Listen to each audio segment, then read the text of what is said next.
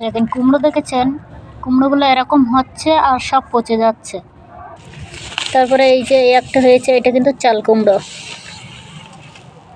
তারপরে এই যে একটা হয়েছে, এটা হলো মিষ্টি কুমড়ো। মানে অনেক এরকম কুমড়ো হচ্ছে আর পচে যাচ্ছে, জানি কি হয়েছে গাছের, কিছু বলতে পারছি না। এই একটা কুমড়ো, এটাও মিষ্টি কুমড়ো, সব এরকম। তারপরে এই যে একটা কুমড়ো দেখেছেন, হয়েছে অনেক মিষ্টি কুমড়ো হচ্ছে আর পচে যাচ্ছে।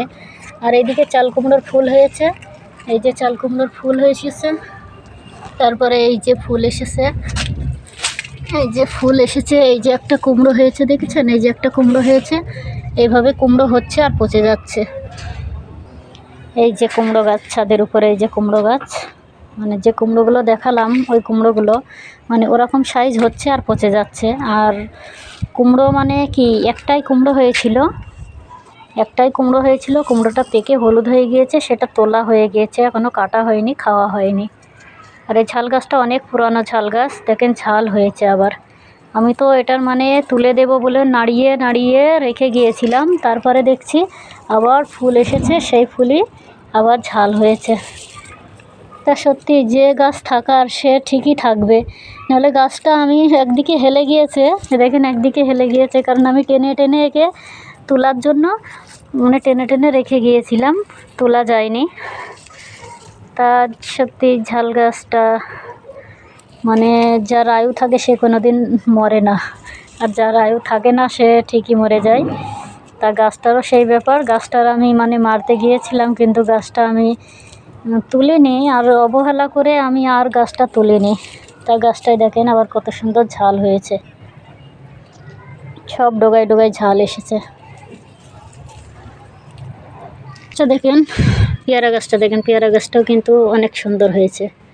ছাদের উপর একটা পেয়ারা গাছ হয়েছিল, পেয়ারা গাছটা মানে এই টপে রেখে দিয়েছি। আর এটাও কিন্তু অনেক পুরনো গাছ, দেখেন মানে ঝাল গাছগুলো আপনাদের সাথে শেয়ার করেছিলাম যে মানে প্রচুর ঝাল হয়েছিল, প্রচুর। তা সেই গাছে পানি দিয়ে গাছে আবার ফুল এসেছে, দেখেন সব সাদা সাদা ফুল হয়েছে। আর এই যে দেখতে পাচ্ছেন এই গ্রো ব্যাগগুলো আমি কিন্তু মিশো থেকে মাঙিয়েছি। এই যে গ্রো ব্যাগগুলো আমি মিশো থেকে মাঙিয়েছি। সবগুলোই মানে একটাই ধনিয়া, একটাই লাল শাক, তারপরে ভেন্ডি লাগিয়েছি, সবগুলোই মানে গাছ লাগিয়েছি, এখনও চারা বের হয়নি। চারা বের হলে তখন আপনাদের সাথে শেয়ার করব, এখনও চারা বের হয়নি। তা আমি 10খানা ওখানায় মানে মাটি ভরি, কোনো 4খানা।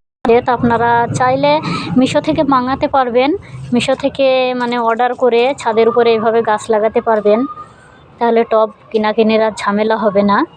এইভাবে এইগুলো কিন্তু টবের ছাড়া অনেক মজবুত, অনেক মানে ভালো।